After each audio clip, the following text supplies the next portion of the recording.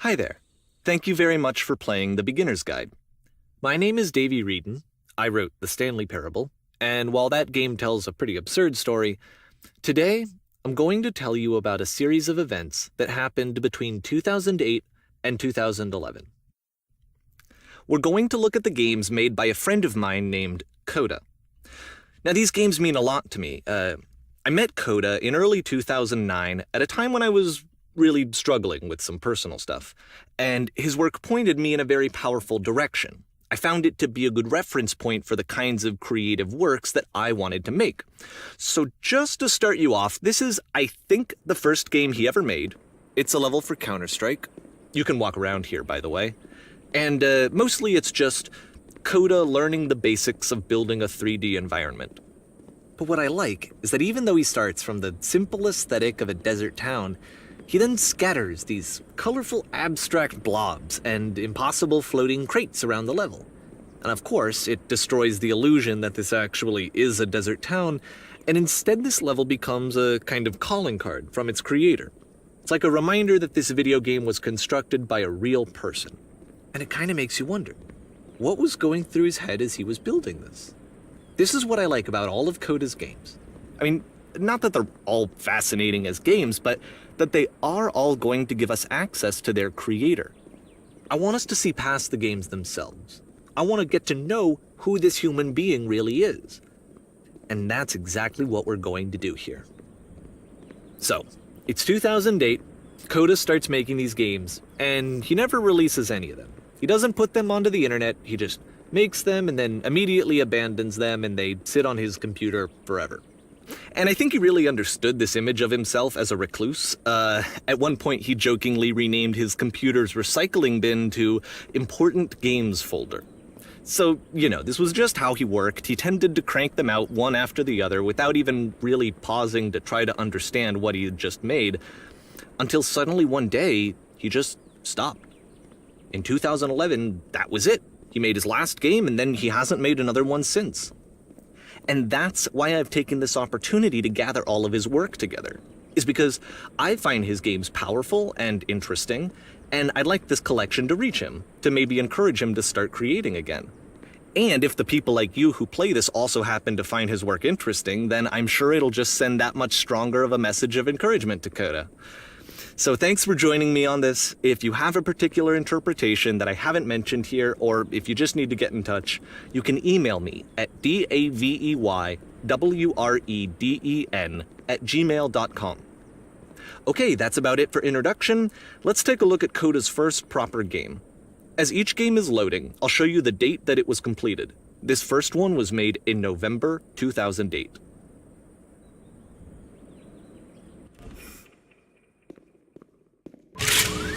Warning. Whisper machine active. Shift destruction imminent. This game is called Escape from Whisper, and it's one of the more generic games you'll see from Coda.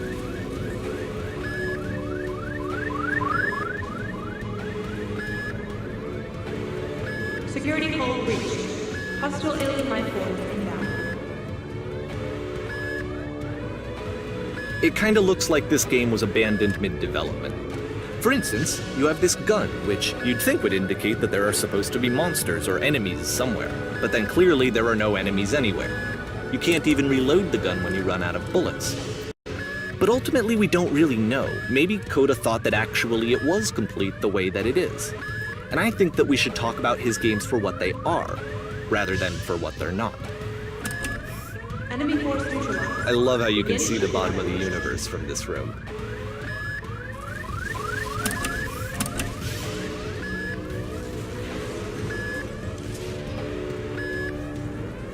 Apparently this space station has a labyrinth on it. Sure, I don't know. There's really no reason for it that I've ever been able to discern, so in the interest of time, I'm just gonna skip you on past it. Okay, this is the part that's interesting. The game has this narrative about the whisper machine and how it has to be turned off, and then you get to the engine room.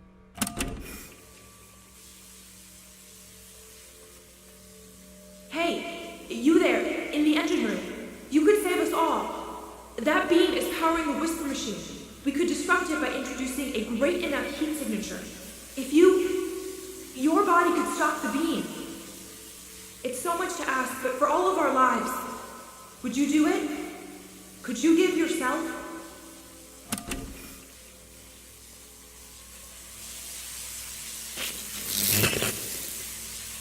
Let me pause here for a second. What you just experienced, stepping into the beam and then dying, is probably what Coda had initially intended when he was developing this level.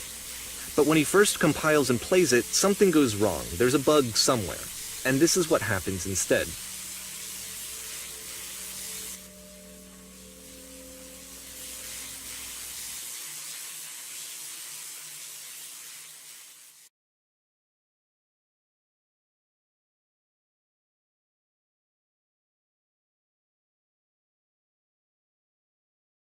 The beam causes you to start floating. And this is an important moment for him. Because yes, this is technically a glitch, but Coda identifies something human about it, like how small it makes you feel in the face of this larger chaotic system. Or this floating could be the afterlife, a peaceful place, juxtaposed against all of the hysteria that you've just had to traverse. I don't even know. I have no idea what he was thinking, but what's clear is that after making this, something lodges itself in his brain. He wants to do more of these really weird and experimental designs. So he stops work on this and moves on to a stream of tiny little games that go in all sorts of directions. Let's go ahead and take a look at the first game he made after leaving this one behind.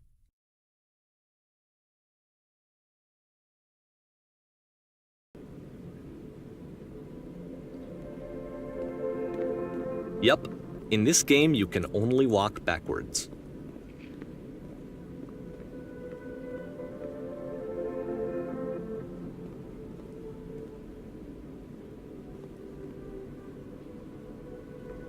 So it's a short and relatively minimalist experiment combining motion and narrative. It is less advanced than the previous game, but actually it seems to be more focused, more complete. Coda's trying to give it a unique voice rather than simply basing it on a pre-existing trope.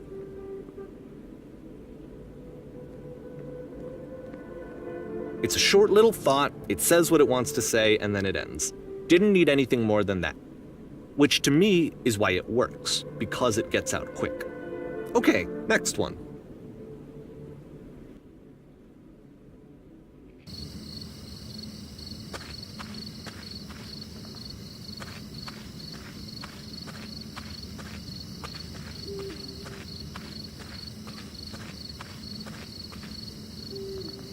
And that's it. Okay, the meaning of this game won't be clear just yet. Please be patient with me for a few more games, and I promise you'll see what makes it interesting.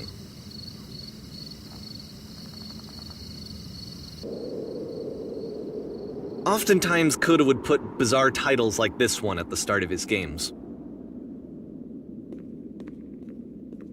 I wish I'd known him at the time that he was making these early games. He would really only talk to me about his work as he was making it.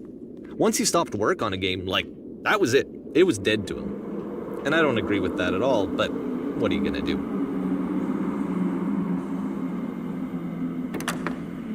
Once you've been slowed to an absolute crawl, the door at the top of the stairs opens. So why, if Coda's not showing these games to anyone, why bother opening the door at all?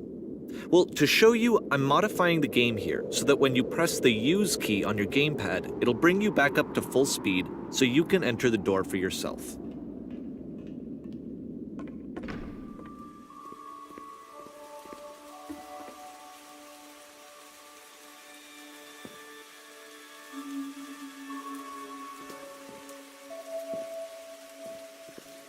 A room that's warm and nice and filled with little ideas for games.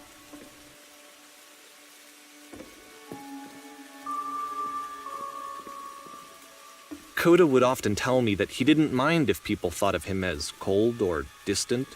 He said that he knew that he was actually a vibrant and compassionate person, but that it takes time to really see that. It can be a very slow climb to get there.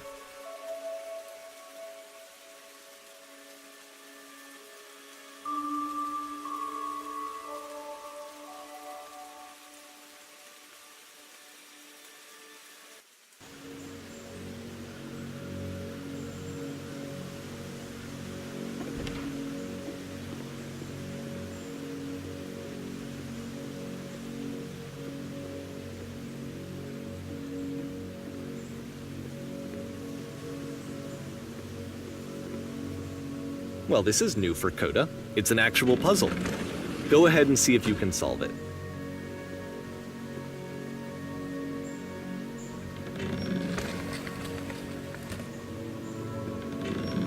Don't forget that solution, because we're going to see this puzzle again soon. We're going to see it a lot.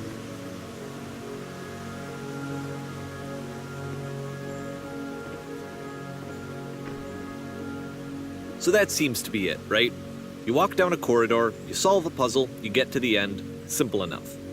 Alright, now I'm going to modify the game again, so that when you press the Use key on your gamepad, it'll remove all of the walls from this room.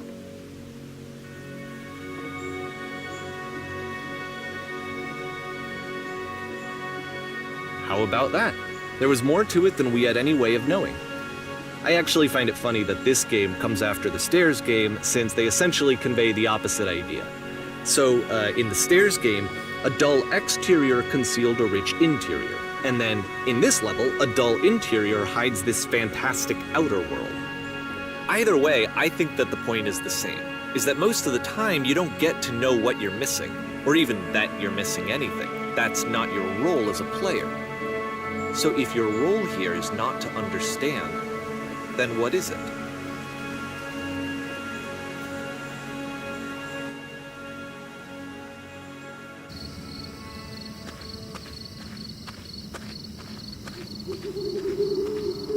Aha!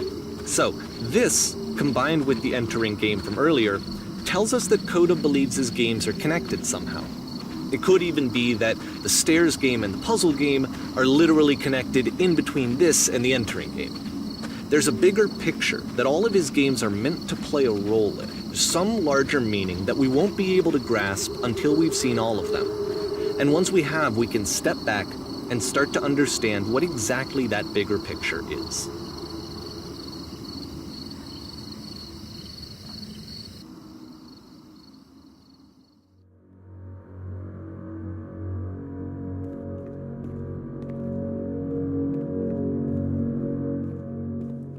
Let's talk about video game development for a second. Every video game runs on what's called an engine, which determines what the game can and cannot do. So in other words, the engine is a set of tools for game development.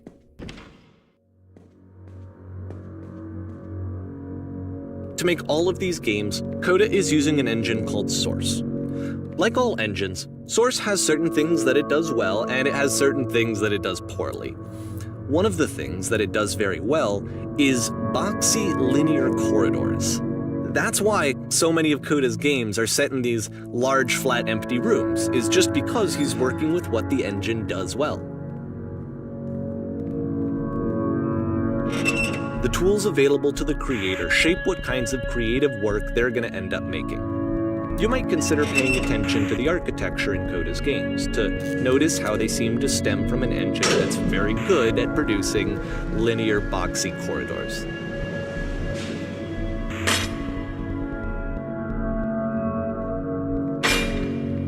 This prison, funny enough, in Coda's original design, the doors stayed shut for a full hour before letting you go.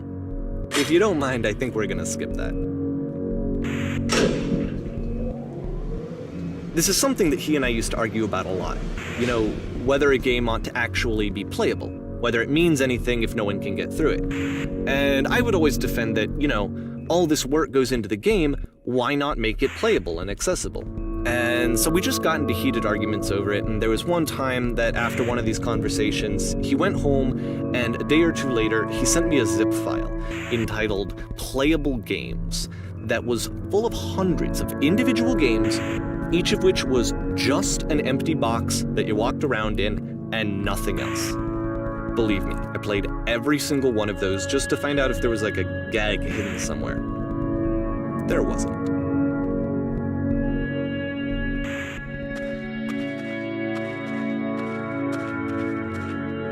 It's the puzzle again, with the exact same solution as the last time.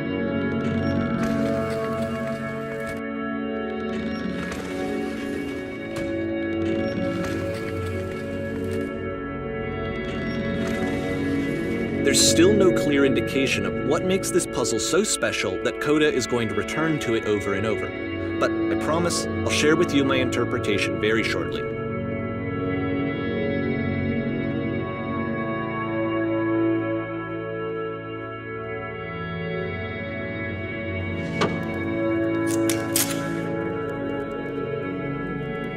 Here, Coda begins using a kind of dialogue system that he fashioned out of the engine's chat capabilities.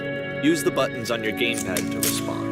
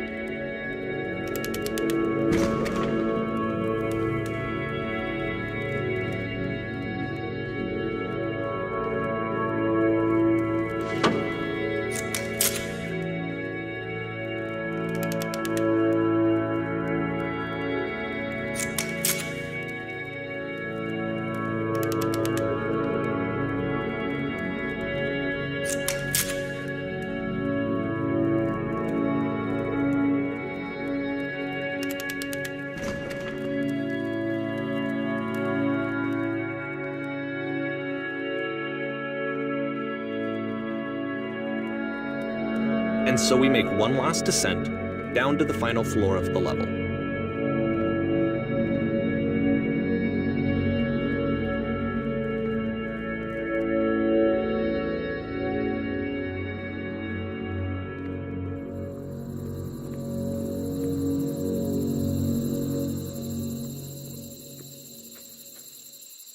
It's a lamppost. Okay, I can't tell you quite why, but for some reason, Coda fixates on this lamppost.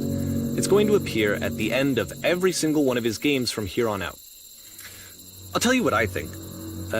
I think that up to this point, he's been making really strange and abstract games with no clear purpose, and maybe you can only float around in that headspace for so long.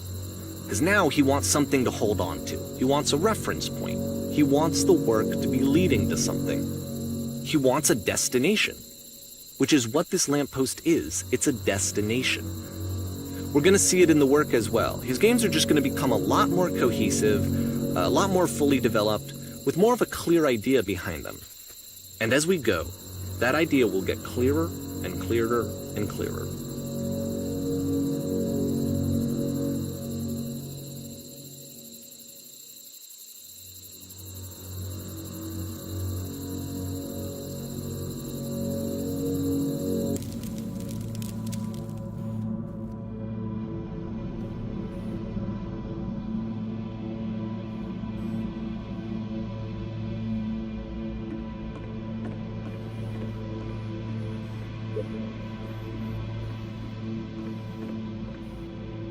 So first off, I'm sure you can deduce this, but this game is not connected to the internet. All of the notes that you're going to see have been written by Coda. This was actually the first game of his that I ever played. This was shortly after I met him at a weekend game jam in Sacramento, where I grew up. I saw him working on this very level, and it was just so different from anything that anyone else was doing. So right away I was like, I have to be friends with this person. In retrospect, I think I was probably a bit too pushy trying to get his attention. I was over-enthusiastic. But he was very gracious about it and very patient with me. And I cooled off eventually. Oh, feel free to skip over any of these notes if they're not doing anything for you. Nothing extra is going to happen if you read all of them. Either way, to me they convey a sense of loneliness. I see this person who's filled with thoughts and feelings and beliefs and has no way to express them except as scattered and unheard voices in a game that wasn't meant to be played.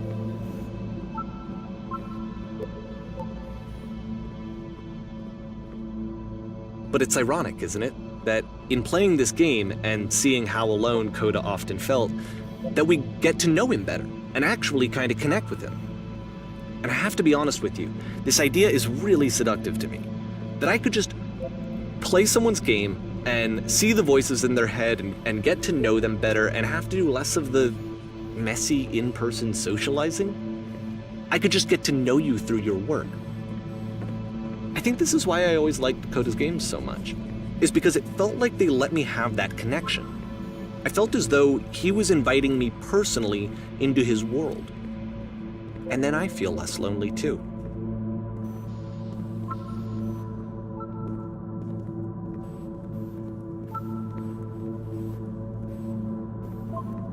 At the end of this level, we're going to see the puzzle again.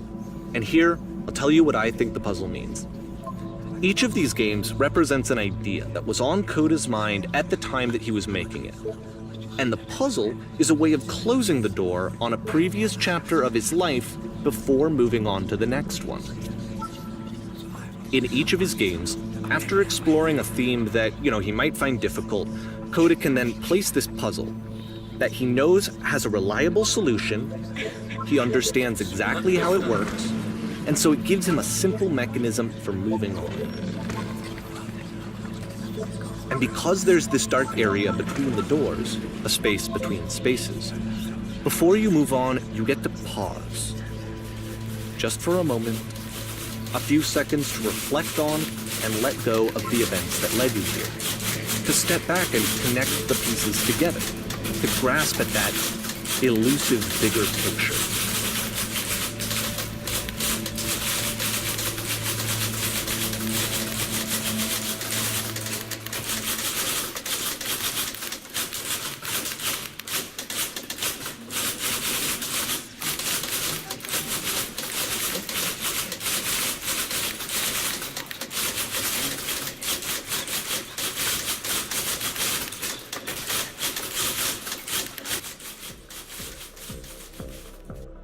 Okay, this one is tough.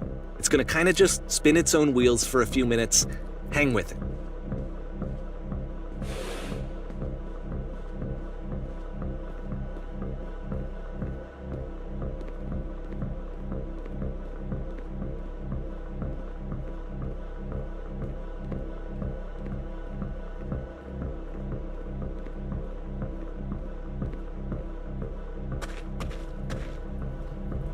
See, this is it, the whole game, and there's nothing that's particularly interesting about it. You just walk to the end of a hallway.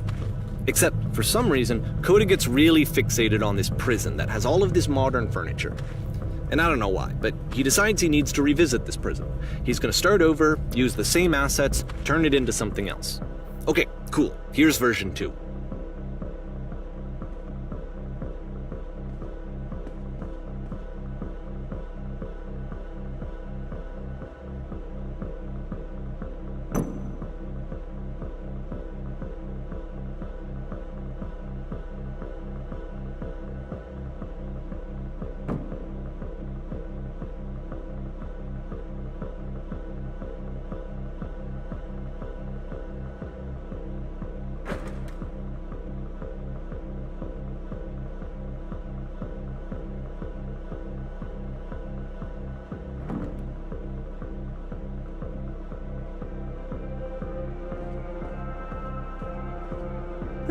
There's a bit more to this one, but still it's not really communicating anything. It's kind of just weird for weirdness' sake.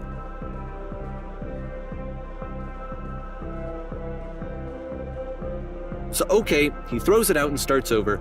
This time he comes at the prison idea from a different direction.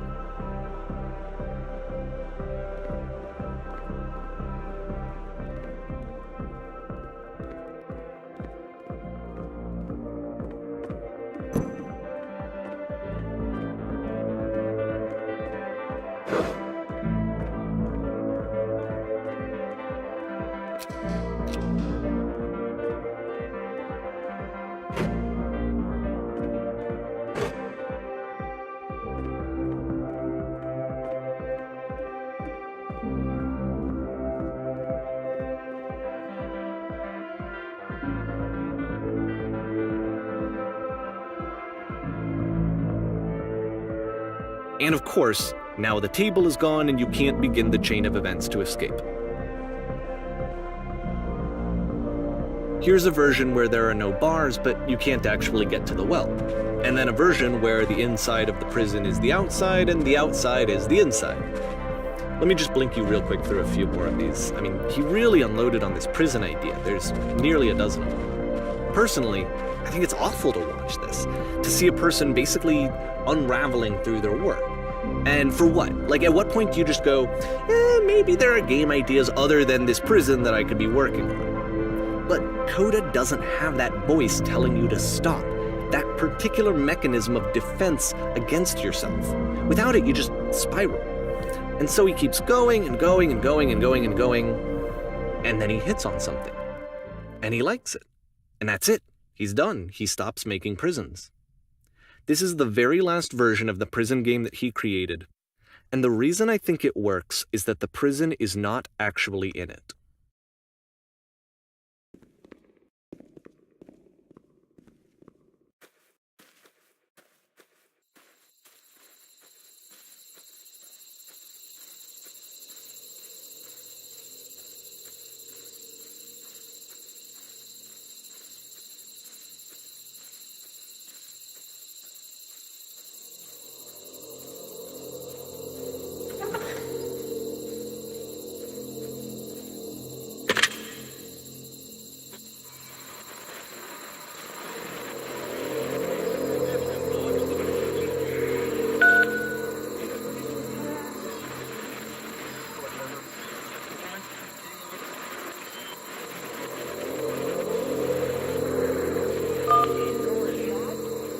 It's a conversation.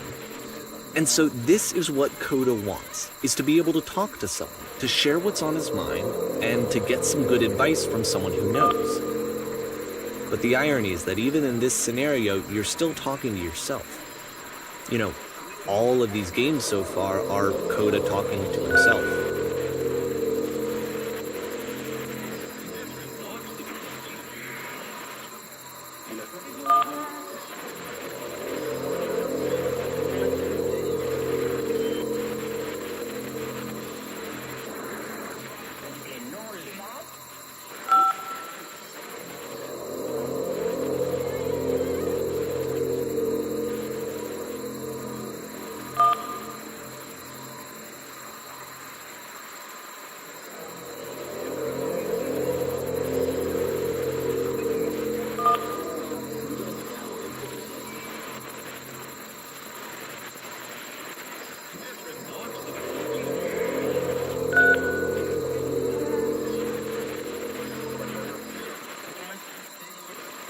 I can see why he considers this a fitting conclusion to the prison games. After all of the obsession and frustration, just to be told by someone you can trust that things are going to be okay. Wouldn't that be nice?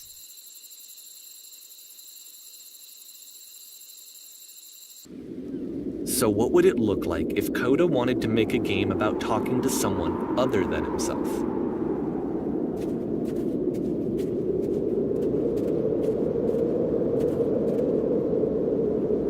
To me, this environment is meant to represent Coda's puzzle, with the two doors on either side and a dark transitional space between.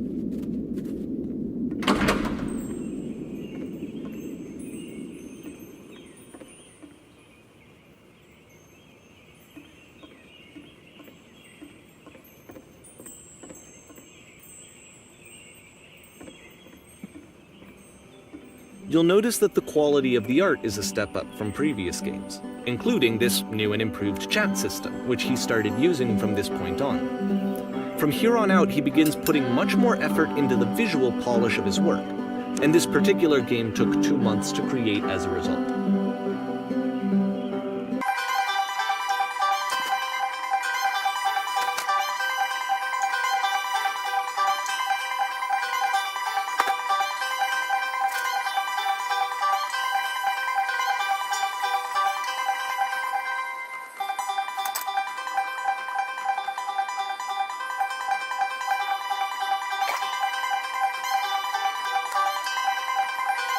After the intense set of prison games, this house cleaning level almost feels like cleansing. It's the moment after a particularly difficult or traumatic experience where you just need to let it sit and digest inside of you, and eventually cohere into something meaningful.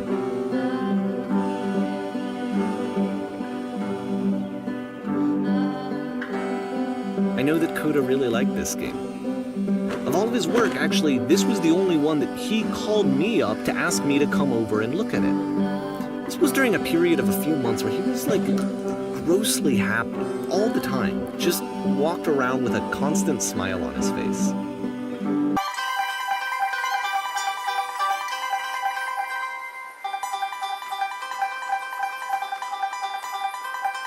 I'm glad he made this. I'm glad he found some peace.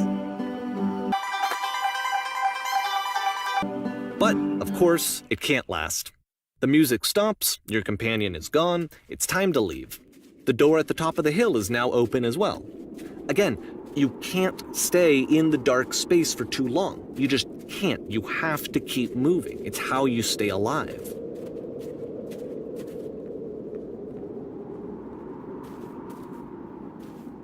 Which is the whole point of the puzzle doors, right? That sooner or later you have to pick up and move. I really thought that was the point of it.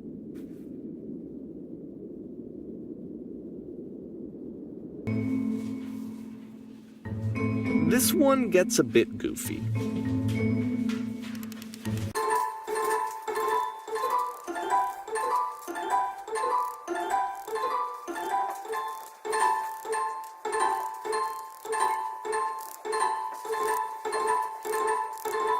About halfway through the game, the perspective shifts.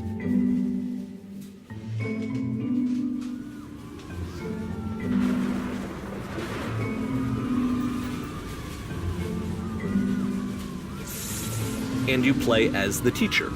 And suddenly, you discover that your teacher is just as bigoted and afraid as you are. Oh, and also you can move around the classroom now.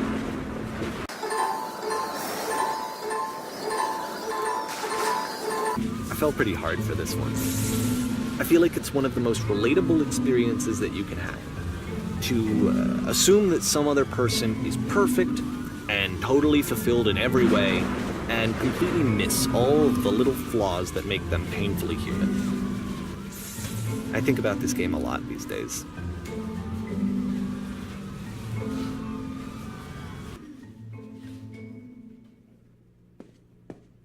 This one took a lot longer than all the others for Coda to make. It was 4 months between this and the last one. That's twice as long as it took him to make any other game before this, and it's not like it's particularly complex, so I remember I found that a little strange at the time.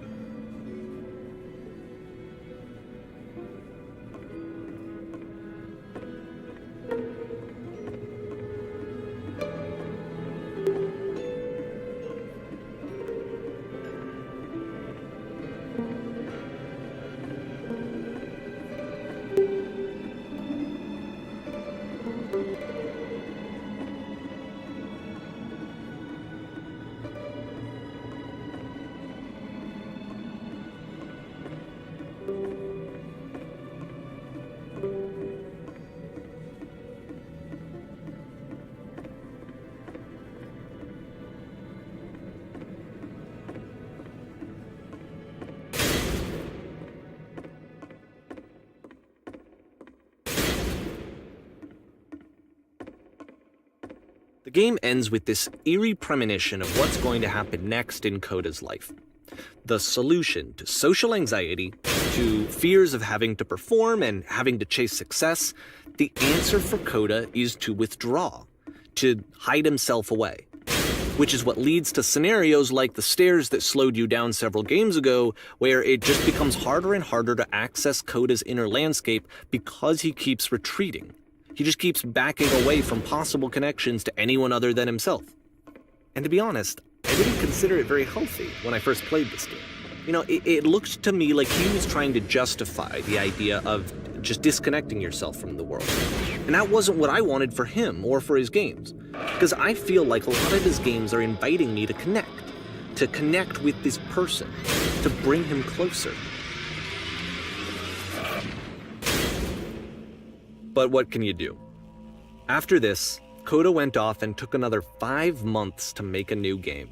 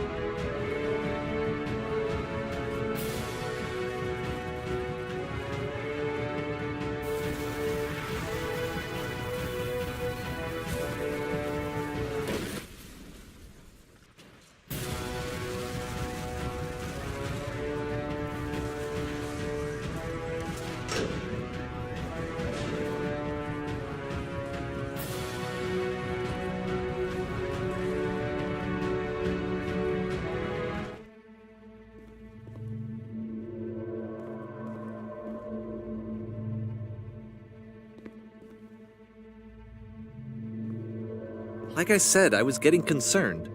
First off, he's never been this explicit in his work about exactly what he's thinking. So where's that coming from? But then even weirder, his work has potentially stopped being an outlet for him. Not like he's having trouble iterating on ideas, but he literally just can't think of new ideas anymore. And in person, he was being a lot more distant than usual. Like, you know how sometimes a person will just deflect anything that you say in order to keep themselves disconnected all the time? It was that kind of thing. Here was the point in my relationship with Coda where I really started to wonder if he needed my help in some way. His games are going to get more desperate from here on out. After this game, it's almost 6 months before he finishes something new.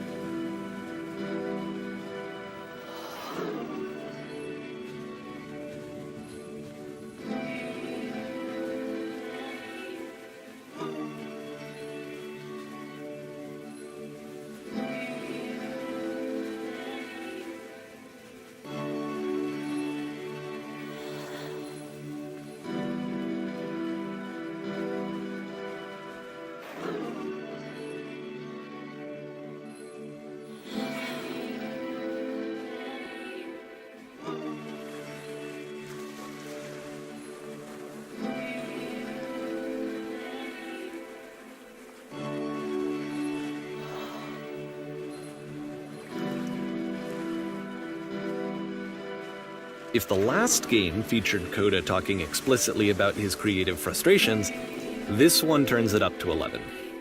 Now, put yourself in my shoes playing this. Here's a friend whose work is exhibiting signs of struggle, frustration, anxiety, depression, even. And yet still, he keeps making games. He keeps throwing himself into the grinder even when he clearly doesn't have the energy for it anymore. Why? What is it for? Because from my perspective at the time and just what I knew of him, this was a result of how isolated he was. He was in his own little bubble, just sitting at his computer all day, not really showing these games to anyone, not releasing them onto the internet. And so he didn't have anyone outside of himself to connect with. He had no outlet to ground himself on.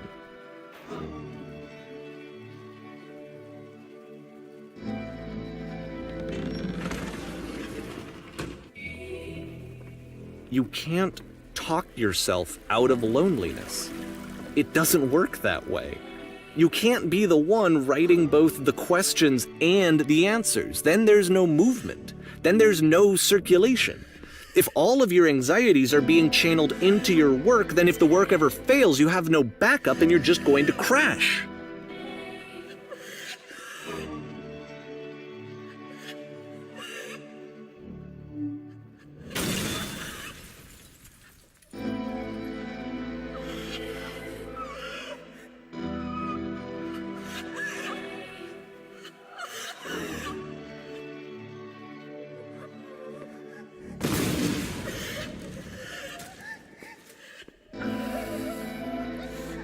Seeing this game at the time that he made it looked really unhealthy to me. I was watching him do this to himself, and I hated it. I hated seeing him so trapped. It's like, video games are not worth this amount of suffering. This is someone I really cared about, and I used to get so much joy out of seeing him create. For him to suddenly become angry and frustrated like this was the worst thing for me. I don't know. This is what I felt at the time. I don't know how else to explain it. I wanted it to stop more than anything. I had never felt so rotten. I needed more than I had ever needed anything for this to stop. But it didn't stop. After finishing this one, Coda takes another 7 months and comes up with a new game.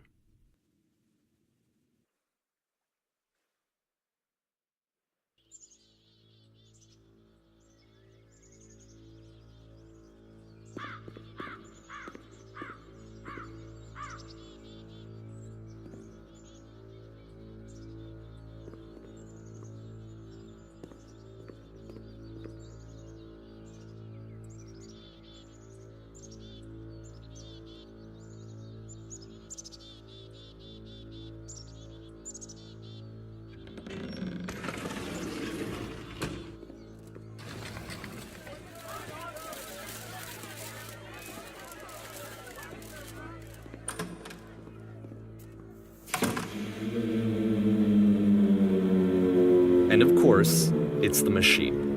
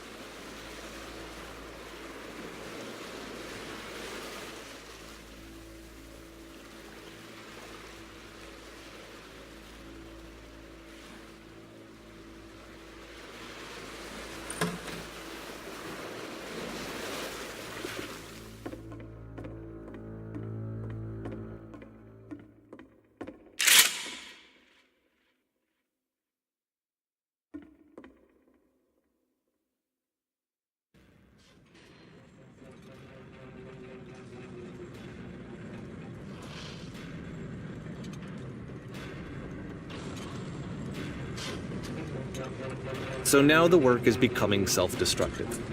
And I'll tell you, at the time that I first played this game, shortly after he made it, here's what I'm thinking to myself. I'm thinking that Code is stuck in his own head, and that it's having a very negative effect on him, and that all he needs to do is just start showing his work to people, to get some actual feedback on his games. It might get him out of isolation. And so, as I'm thinking this, I realize that I could be the one to initiate it. Because it would never occur to Coda to start actively soliciting feedback, so what if I did it for him? If he could see the difference it would make to have more actual conversations with other human beings, would that bring him out of his mental spiral? Would it give him confidence in himself? Would it bring meaning back into his work?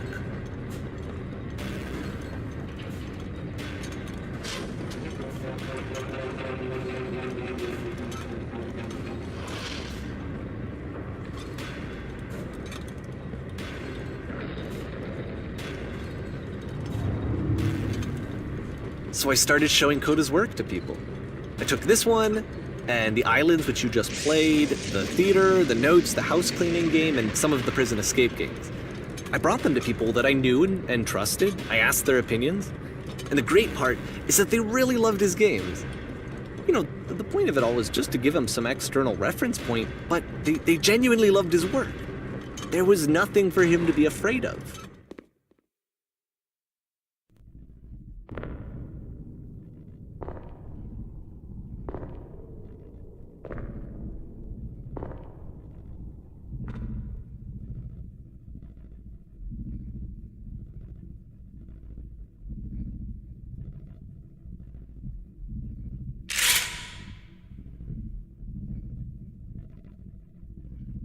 Can you see why I felt like this was the right thing to do?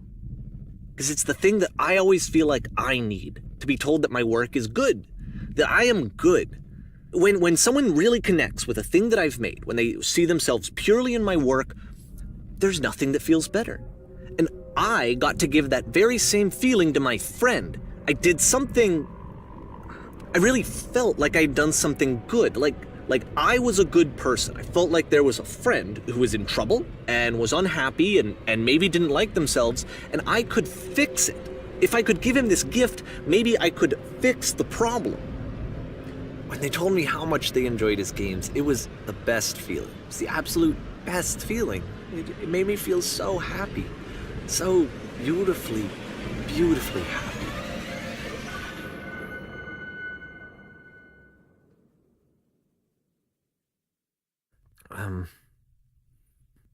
So anyway, Coda finishes this game, and then really he just kind of takes off for a while. So this is June of 2011, and I didn't hear anything from him for several weeks, I guess. And so out of nowhere, one day I get an email, and it's got a private link to a new game of Coda's. This one is called The Tower, and to my knowledge, it's the last game that Coda ever made. So let's take a look.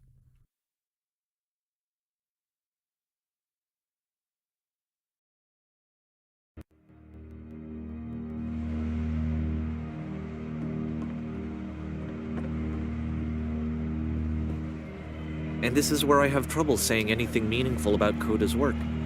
Because more than anything else, The Tower just feels distant. It feels like it's trying to distance itself from the world. It's a very cold game.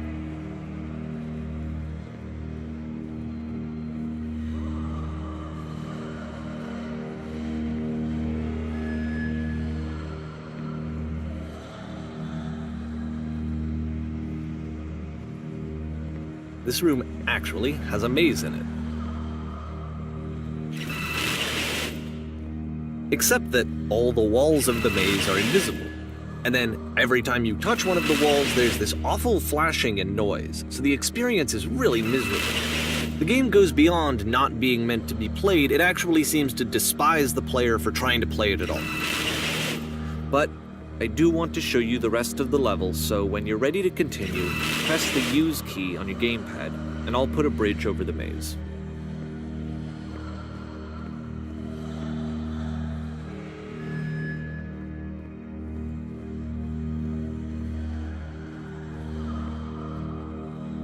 And to be fair, it's not like this is the first game that's needed some modification to be playable. Like the house cleaning game. You know, that one used to actually loop the cleaning chores and you just cleaned a house forever.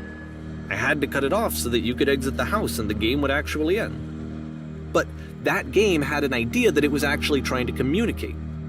What's the deeper idea behind the invisible maze? The only way past this challenge is to randomly guess the 6-digit code. Like the invisible maze, it's frustrating to me, because it's the opposite of everything else that Coda has made. It doesn't encourage thought or engagement. It doesn't ask anything of me except a lot of my time. If I could have reached him during this time, then maybe I could have asked him, but I couldn't. I still don't really understand why this is here. I'll put the code on the ground for you here, though, so that we can move on.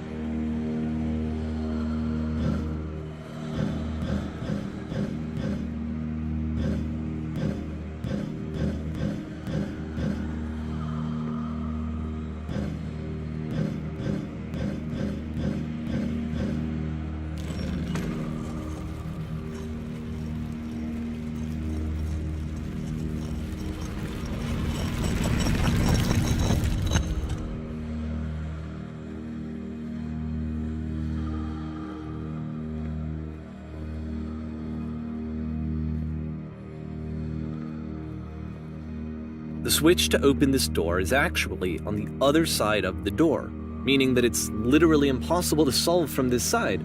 So even if you somehow brute forced your way through the first two challenges and you got to this point, there's actually just no way to progress. And it's scary for me, the idea of Coda cutting himself off entirely, just saying, that's it, that's the end of the conversation, not giving me any way to fix the problem. I feel like a failure, I guess, when I can't fix the problem. But I can open this door for you, so let me do that. Was I a failure for not understanding this game? I don't know why I would be. It's not like everything needs to have a solution, but I feel it somehow. I feel like I failed, and I don't understand why.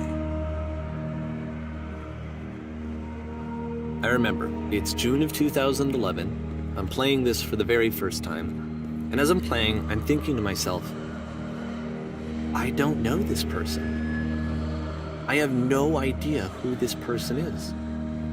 It wasn't the guy I knew, it wasn't my friend. I had come to so many conclusions from looking at all of his work up to this point, and then suddenly none of them... I had been trying to, though, that was the thing. For years, I was trying to get to know him, to understand who he actually was and what he stood for. I asked him so many times to please just tell me what his games mean to him. I asked him please to tell me what the 3 dots mean. And he wouldn't.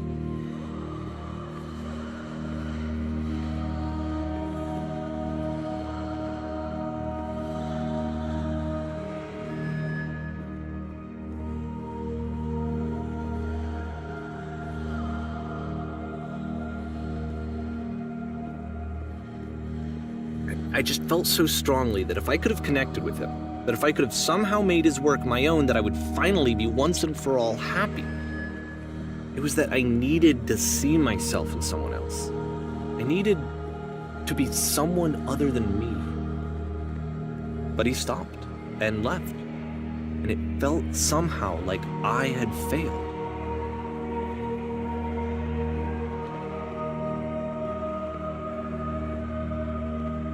Where did I screw up?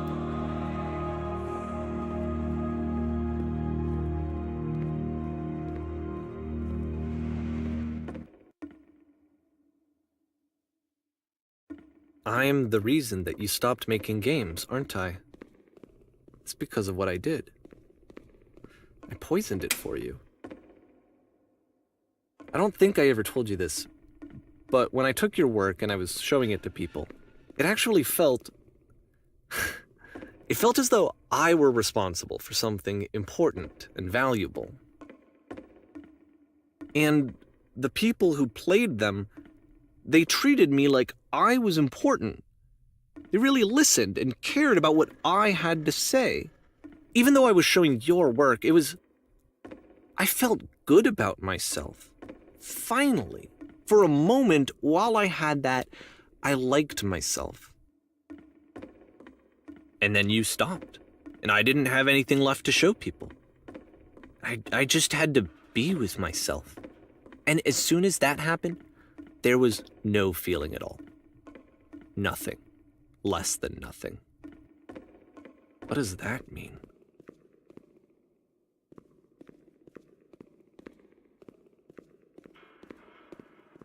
I'm afraid that I did something really stupid because I don't like myself.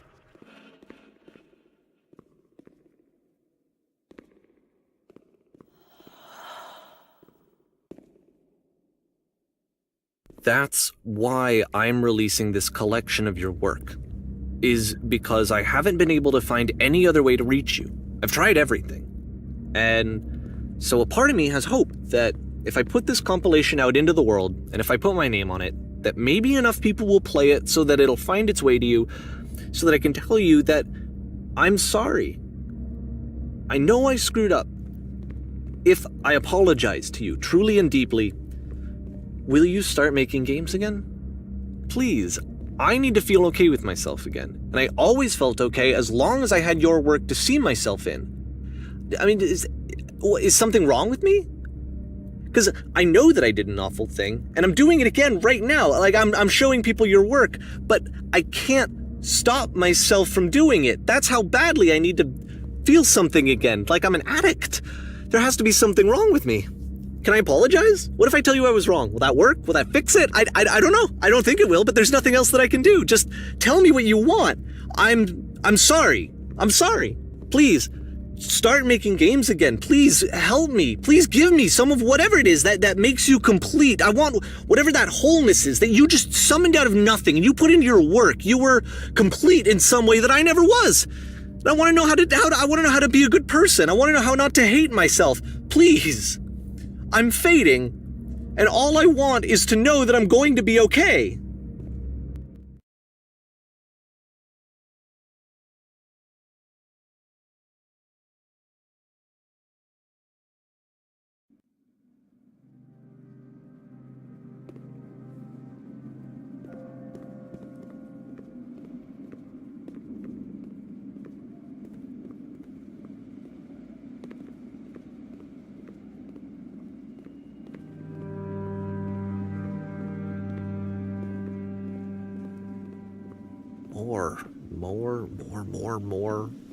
More love, more praise, more people telling me that I'm good. Always more. It's like a disease.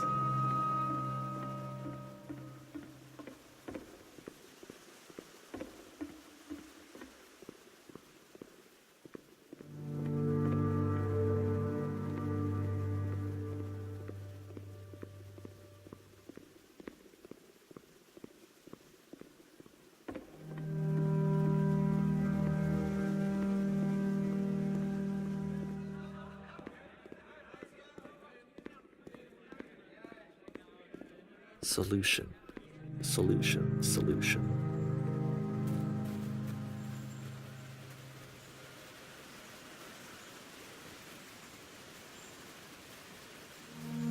I guess if someone had told me ahead of time that he just really enjoyed making prison games, maybe I wouldn't have thought he was so desperate. I wouldn't have told so many people that he was depressed. Maybe he just likes making prisons.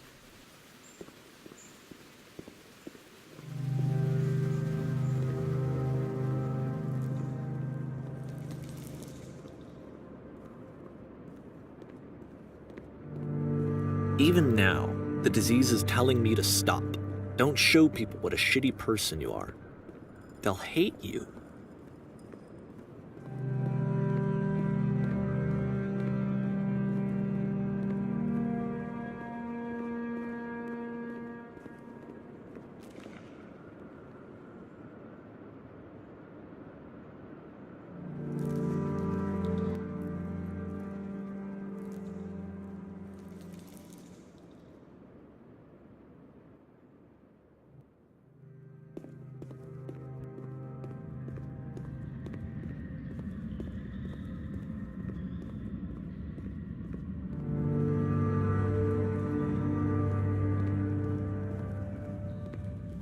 If I knew that my life depended on finding something to be driven by other than validation, what would that even be?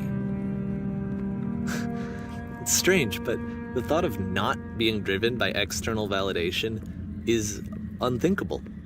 Like, I actually cannot conceive of what that would be like.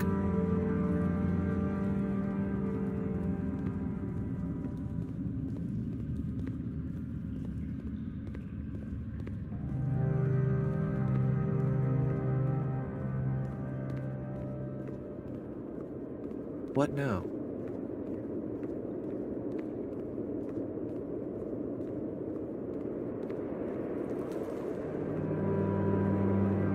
I think I need to go. And I'm sorry, because I know that I said that I would be here and I would walk you through this, but I'm starting to feel like I have a lot of work to do.